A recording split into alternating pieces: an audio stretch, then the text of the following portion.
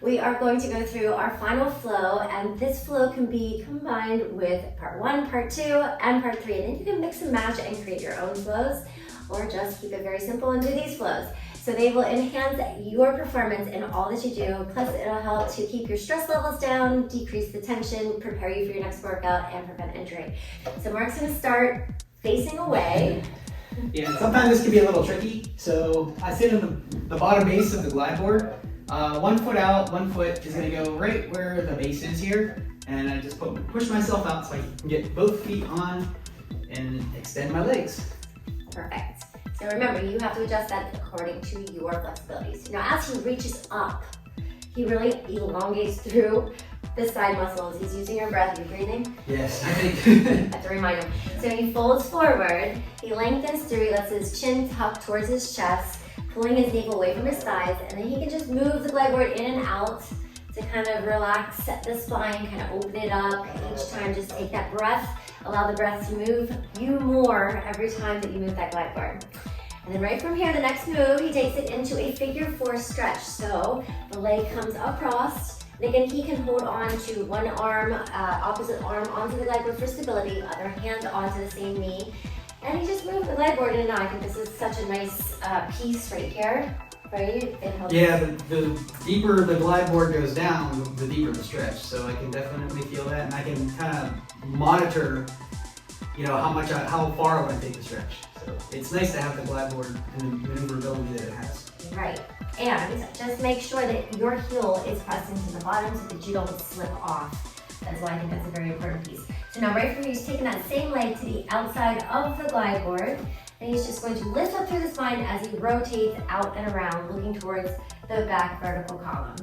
So he's staying from right there, he comes back in, and he's going to take that same leg into his chest, lying down onto the glide board, and he's going to maneuver into another figure 4 pigeon stretch, however you would like to think of it, so that you can open up through that hip. So again, he just moves the leg out and in, maybe rocks it, maybe circles it, maybe hug it in, however it feels more comfortable to you, and just change the angle.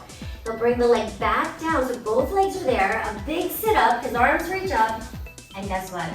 It's time to repeat on the other side. So he folds back over, going through this for the second round. He lengthens through his spine. He moves the glide board in and out to get that nice movement and opening of the lower back, pulling the navel away. He sits up nice and tall, and then he takes that leg into figure 4. Again, he finds that position, holding on, bracing himself with one hand on the glide board, anchoring down, the other arm onto the knee, moving the glide board in and out, finding that range of motion that works for you.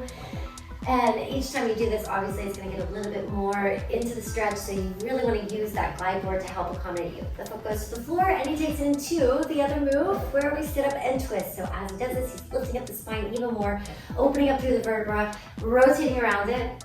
And then he takes that same leg and he lies right back down into that supine position, hugging it into him. So he can hug it there, he can take the foot with the opposite hand and just find that figure 4 pigeon stretch, maybe rocking it from side to side. So it's really important that you keep that strong leg onto the bottom base so that your body stays there. And then he just pushes the leg into his chest, brings it back down, a big sit up, and again he can continue to move in and out and repeat that whole cycle. What do you think? Well, it felt really good. Gives me control over the range of motion that I want. I've had some injuries with my groin before playing hockey, so being able to do pure performance type stretches are really helpful because it really works the outside of the hip, and also having a hamstring stretch always helps because a lot of injuries are caused by tight hamstrings. So good set of movements. It's a good way to do yoga, especially for someone like me who's a little bit tighter and maybe a little more reluctant to getting fully involved in yoga. So thank you. And I did not tell him to say that. So he is speaking truly to you to let you know that this is real. Like, you really want to incorporate flexibility and put it to that optimal level that you can perform at. So incorporate these moves, whether it's called yoga or a stretch flow. You got this, and you got the Tunnel Gym, and you got some great movements that you can put into your routines. And we'll see you next time.